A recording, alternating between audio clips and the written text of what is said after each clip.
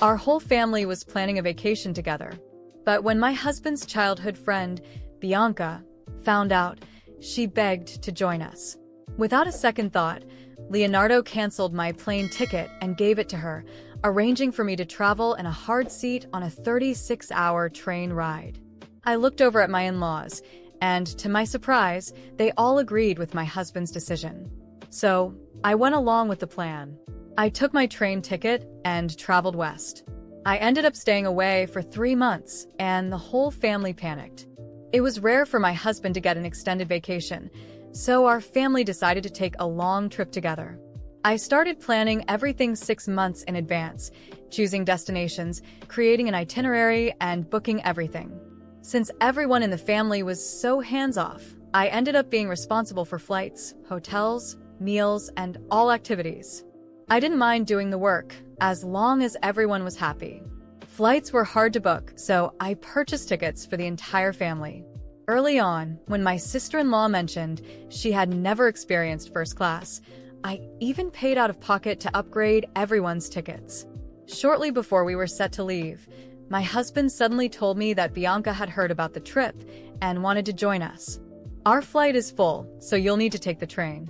"I've already bought your ticket," he said, sending me the electronic train ticket via WhatsApp. "What's the meaning of this?" I asked. "This is supposed to be a family trip, and you're bringing Bianca along?" "If Bianca wants to come, I have to bring her. She's practically family," Leonardo replied. I was furious. When my sister asked to join us, "You were very clear that this was a family trip and you didn't want to bring anyone from outside. Now that Bianca wants to come, you agree immediately?" "Bianca and your sister are different," he said. "We're closer than family. We're practically family." I scoffed in disbelief. "I bought the plane tickets ages ago. Why do I have to take the train?" "There are no seats left on the flight, so I had to refund your ticket and get one for Bianca. The only option left for you is the train." Leonardo shrugged, completely indifferent to my opinion. I looked at the electronic ticket he sent. It was for a 36-hour hard seat. "So, you bought Bianca a first-class plane ticket while I sit for 36 hours on a train?" I asked incredulously. He smirked. "Didn't you say you liked watching the scenery from the train? Here's your chance to see it all." I looked toward my in-laws, and my father-in-law quickly turned his face away. My mother-in-law tried to comfort me. "Camila, Bianca, and Leonardo have been friends since they were little. They have so much to talk about. It makes sense for them to sit together. Just bear with it for now. We'll meet up once you arrive." My sister-in-law, Julia, chimed in. "Sis, Bianca has a delicate constitution. There's no way she could handle such a long train ride. You're strong and healthy. You can manage." I laughed bitterly. "Who is?" "Actually, it's starting to look like Bianca is your real daughter-in-law." Leonardo frowned. "It's just a train ride. It's not a big deal, and Bianca is practically family to us. It's only fair to ensure she's comfortable. Can't you be a bit more gracious and set a good example?" At that moment, the doorbell rang. My sister-in-law ran to open it. It was Bianca. "Bianca, you're here. I've been waiting for you," Julia said enthusiastically as she dragged Bianca's 2 large suitcases into the house. "Oh, Bianca, I missed you so much. If you hadn't gone abroad, you could have married my brother and we'd all be family," she exclaimed, hugging Bianca. Meanwhile, my mother-in-law held Bianca's hand and said, "Exactly. I always thought you and Leonardo would be the perfect match. In my heart, I've always seen you as my daughter-in-law. No one else could compare to you." They said this openly in front of me without a hint of shame. At that moment, my heart grew cold toward this family. Although Bianca and Leonardo had been childhood sweethearts, when Leonardo's family fell on hard times, she left the country without hesitation. It was me who helped the Oliveira family repay a $500,000 debt, and out of gratitude, Leonardo married me. I had given so much to this family. My parents-in-law weren't in great health, and I'd been caring for Julia since she was 10, handling everything from cooking and laundry to picking her up from school, helping with her homework, and attending her parent-teacher meetings. Now she was 15, and I had essentially raised her for 5 years. Though I was only her sister-in-law, I felt more like her mother. I had been generous to my in-laws as well, giving them a monthly allowance of $10,000 and taking care of all the household chores and meals, practically spoon-feeding them. Instead of feeling like a daughter-in-law, I often felt more like a live-in maid who paid out of her own pocket to care for this family. I never expected something in return, but despite all I'd done for them, they still treated me as less than an outsider. Bianca walked up to me with a smug smile. Sorry, Camila. If I hadn't suddenly decided to join, you wouldn't have missed out on the plane ticket and been stuck with a train seat. At first, I thought I'd skip the trip since there weren't any tickets, but Leonardo said he'd handle it. I didn't expect he'd make you take the train, though. I even offered to take the train myself, but Leonardo was worried about me sitting alone for so long. So, I guess I have to thank you for taking the inconvenience. Julia looped her arm affectionately around Bianca's. Exactly. There are all kinds of people on trains, and if a girl like you were targeted by some creeps, what would we do? Camila, on the other hand, has such a fierce look, like a warrior. She'd scare them off in no time. When she finished speaking, the two of them burst into laughter. Seeing the anger on my face, Leonardo softened his tone. All right, I know this arrangement isn't ideal for you, but it's the best solution we have. Just last week, you were eyeing that bag you wanted. Why not go ahead and get it? I held out my hand. Sure. $5,000. That's so expensive. I already agreed you could get it, but now you want me to pay too? Don't push it, he snapped. I smirked and sarcastically replied, Since when do I need your permission to spend my own money? How much do you even earn in a month? At that instant, his face flushed with embarrassment. That's not fair. His monthly salary was only $3,000, while I earned $100,000. His salary didn't even cover his own expenses. I'd been supporting this household from the start. When we got married, he didn't give me any dowry. I paid off that $50,000 debt and even added $30,000 as a wedding gift. Plus, I bought our house. This comfortable life they now enjoyed was all thanks to me. If they loved Bianca that much, then they could have her as their daughter-in-law instead. Camila, hurry up and make dinner. It's already late, and everyone's hungry, my mother-in-law urged. I didn't reply to her and turned to Bianca with a smile. Bianca, you and Leonardo grew up together, so I assume you used to eat here a lot? Of course. Back then, Leonardo and I practically had every meal together, Bianca chirped. So after all these years abroad, you must really miss Mom's cooking, right? I looked at my mother-in-law and continued, Mom, shouldn't you get started on dinner for Bianca? After speaking, I sat down on the couch and turned on the TV. Shortly after, Leonardo came over annoyed. How could you make Mom cook? You know her health isn't great. Get up and make dinner. Feigning surprise, I replied, Mom, you're unwell? Is it serious? Why didn't you tell me? My mother-in-law snapped back, irritated. Who's unwell? I'm fine. Stop trying to curse me. Then why don't you want to cook for Bianca? Don't feel like it. I asked in amusement. Instantly, her expression soured. Who said I wouldn't cook? She went to the kitchen and spent the next 2 hours preparing dinner. When it was ready, Julia pulled Bianca into my seat. Sis, Bianca is a guest. You don't mind giving up your spot, right? My mother-in-law chimed in, handing me a bowl. If sitting at the edge is uncomfortable, why don't you take your plate to the kitchen and eat there? And while you're at it, clean up a bit. So now I wasn't even allowed at the table. No need, you all enjoy. My friend invited me out, so I'll eat with them, I flatly declined. Leonardo looked irritated. We're leaving for our trip tomorrow, and you're still going out. Did you pack yet? Don't you have hands? Why don't you pack? I argued back, stunned by my response. He fell silent, and I headed out. I treated myself to a high-end dinner at a fancy restaurant, ordering steak, wine, and lobster. With my own money, I could dine wherever I wanted. I stayed out until well past midnight, enjoying my time. When I returned, the house was dark despite me being out so late. No one had called or texted to check in. Apparently, they had all gone to bed without a second thought. Feeling my way through the darkness, I entered the bedroom and sat on the bed, only to be startled by a piercing scream. Ah, I quickly turned on the light and saw Bianca lying in my spot. The sight made my blood boil. Without thinking, I slapped her across the face. Bianca burst into tears, and Leonardo sat up, shielding her. "Why did you hit Bianca?" "We were just talking and must have fallen asleep accidentally." "Oh, really? So you just accidentally ended up in bed together, holding each other?" I huffed in anger. "We were waiting for you. You were out so late, so Bianca stayed to keep me company. We talked for a while, and then we fell asleep."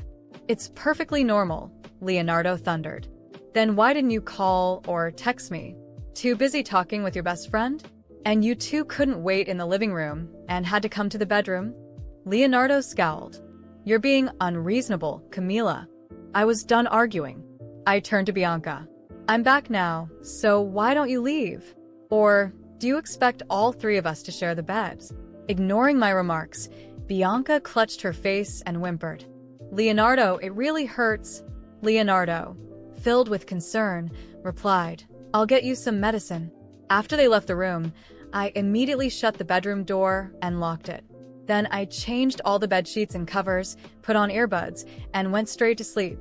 The next morning, Leonardo stormed up to me, furious. "What was that last night? I knocked for a long time, yet you didn't open the door. Mom and Dad woke up because of it. You did that on purpose, didn't you?" Sneering, I deadpanned, "Yes, I did it on purpose. I thought I'd give you a chance to sleep with Bianca. You should be thanking me." Hearing my words, Leonardo looked exasperated. "Are you nuts, Camila? Why would I sleep with Bianca?" After that morning, something inside me shattered completely. It wasn't just anger. It was a mix of humiliation, exhaustion, and a clarity I had never felt before.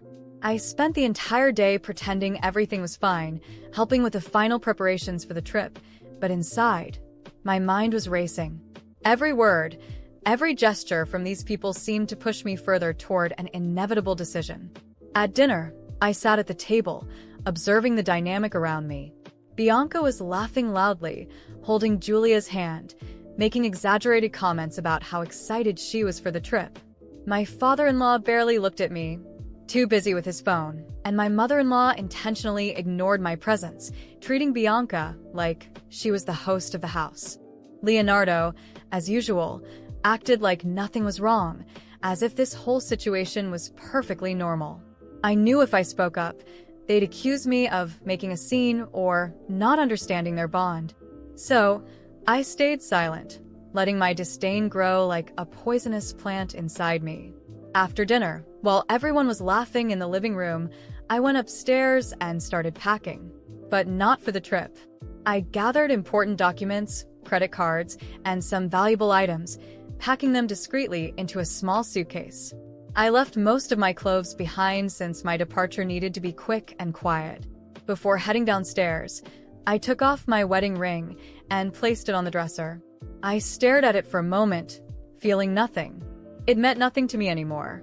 I walked down the stairs calmly, glancing at the scene in the living room. Leonardo was sprawled on the couch with Bianca sitting beside him, laughing at something she said. Julia was taking selfies with Bianca, while my mother-in-law brought tea for everyone.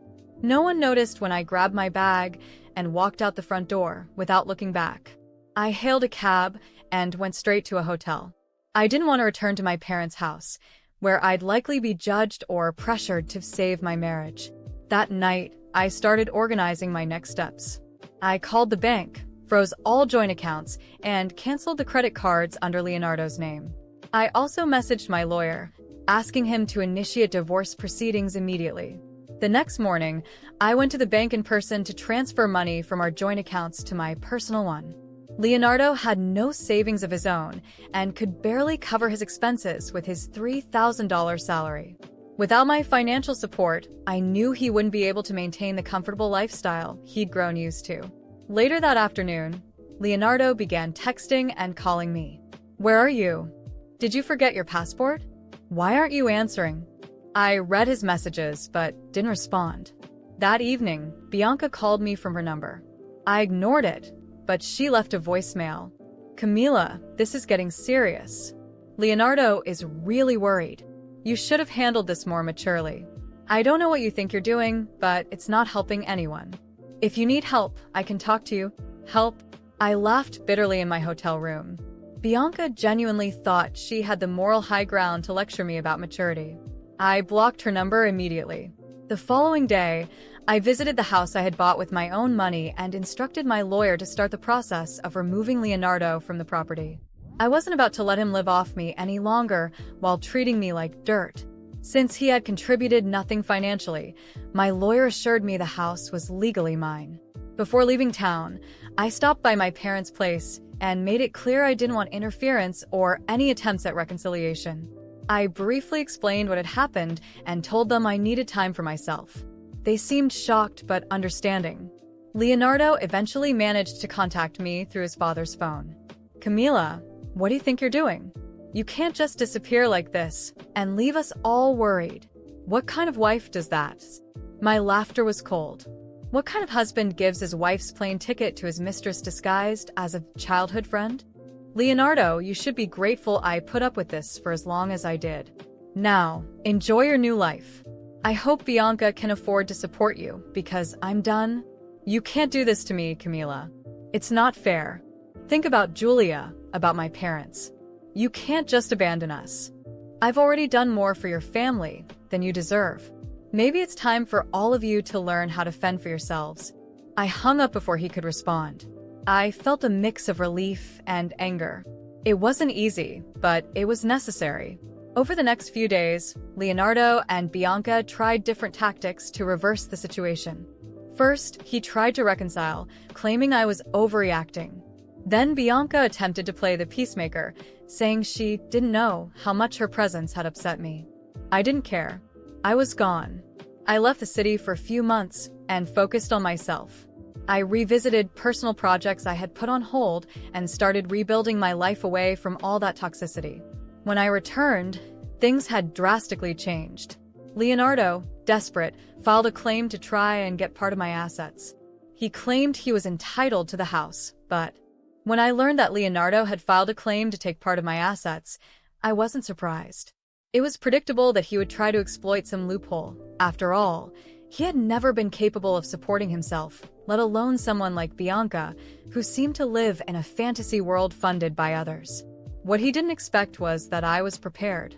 On the day of the hearing, I entered the courtroom with my lawyer, head held high. Leonardo was there, accompanied by Bianca, who seemed eager to show how much she was supporting him. But their confidence quickly turned to unease when my lawyer presented evidence proving that I had paid for everything: the house, the family's $500,000 debt, and all household expenses. He also revealed bank statements showing that Leonardo had spent over 80% of the joint account funds on frivolities, often gifts for Bianca, as made clear by receipts included in the evidence. As my lawyer laid out the case, it became apparent to everyone in the courtroom that Leonardo had no right to my assets. He hadn't contributed anything financially or emotionally during the marriage. Even the judge seemed irritated by his audacity in trying to claim what wasn't his. Bianca, who had been smiling smugly, started to look visibly uncomfortable as more evidence piled up. But I wasn't done yet. When it was my turn to speak, I stood and looked directly at Leonardo. For years, I was your wife, your partner, and the only reason your family managed to recover from financial ruin. I paid off your debts, supported your home, cared for your parents, and practically raised your sister. And how did you repay me? By giving away my plane ticket to your so-called childhood friend, letting her take my place in every sense of the word, while I was treated like an unpaid servant. And now, you have the audacity to come here and try to take what's mine? The house that I bought with my own monies? Leonardo tried to interject, but the judge silenced him, reminding him that he would have his chance to speak. I continued, turning to Bianca. As for you, Bianca, you act like you're special, like you're above everyone else. But deep down, you're just someone who leeches off others. You left this country when his family faced financial troubles, only to return when their comfortable life was restored, thanks to me. And now you're sitting here, thinking you'll walk away with something? Let me make this clear. You two deserve each other because you're both shallow, selfish, and have nothing of substance to offer anyone." Bianca turned red, looking nervously around the courtroom, while Leonardo avoided meeting my gaze. The judge, after hearing everything, not only denied Leonardo's claim but also ordered him to pay court costs and a fine for filing a baseless lawsuit. When the verdict was read, I felt a wave of satisfaction wash over me. They had tried to take everything, but I walked out with my dignity intact, and theirs in shreds. After the hearing, Leonardo tried to approach me in the hallway. "Camila, wait. Can we talk?" I looked at him, unable to hide a bitter laugh. Talk. "Now you want to talk? After everything?" "No, Leonardo. I think I've heard enough. Enjoy your new life with Bianca. I hope she's ready to support you, because I'm done." I walked out of the courthouse without looking back. There was nothing more to say or hear. In the months that followed, I heard that Leonardo's life fell apart. Without my financial support, he lost his car and was evicted from the house he was living in. Bianca, of course, vanished as quickly as she had reappeared in his life, leaving him to deal with the consequences of his choices alone. I heard he had moved back in with his parents, who were also struggling now that my assistance was gone. Meanwhile, my life moved forward. I invested in myself, grew in my career, and even bought a new home, bigger and more beautiful than the last one. I realized that the freedom of not carrying the weight of ungrateful people was the greatest wealth I could have. I made new friends, reconnected with old ones, and allowed myself to live without fear of being manipulated or taken advantage of. One day, while walking through the city center, I saw Leonardo sitting on a park bench, looking tired and defeated. He noticed me, but before he could say anything, I turned and walked away. He was a ghost of my past, and I had no interest in resurrecting him. At last, I was free. Free from them, their manipulations, their ingratitude, and the burden of supporting a family that had never valued me. For the first time in years, my life truly felt like my own.